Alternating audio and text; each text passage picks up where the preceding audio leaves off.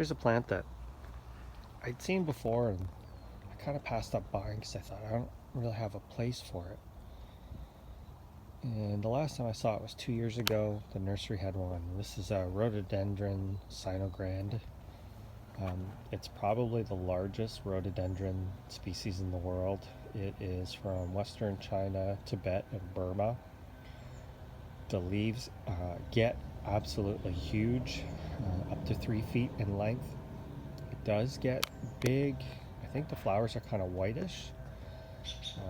So I happened to see two of these this year and I bought it. And I sat in the pot for 6 or 8 weeks and couldn't figure out where to put it. So I'm kind of running out of space, and I have some requirements because of the leaves. These ones aren't that big yet. They're, maybe a foot or so. You can kind of see my hand there.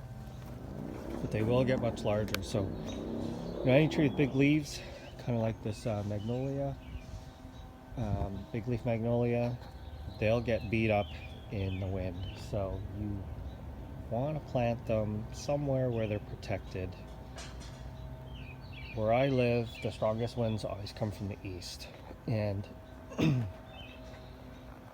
east is that way. So my house really helps to kind of protect this whole area over here from the wind. So that's one of the reasons I selected this spot. Two, I have these big trees that provide afternoon shade, because if this was planted in full sun it would scorch. And I'm not sure how well this shows up, but this is on a hill. It's a pretty good slope, so it gets good drainage, because if it gets wet feet, you'll get root rot, and we get a lot of rain here in the winter, so I want to make sure that it's draining off well. This was one of the plants on my hit list that I really wanted to get, and I was fortunate enough to be able to find it. So, in its native habitat up to 50 feet, I don't think they grow anywhere near that size here, and they grow, from what I read, extremely slow. I've seen some pictures of larger ones in the Pacific Northwest, and they're not that big, maybe a few feet in height. I believe this is good for zones 8 to 10, but not anywhere too hot. So I definitely don't think this would be good for Texas or anything like that.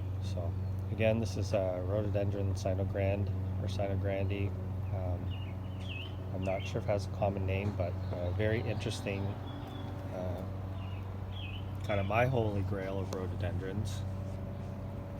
So if you live in the Pacific Northwest, you're going to be lucky enough to be able to grow this one.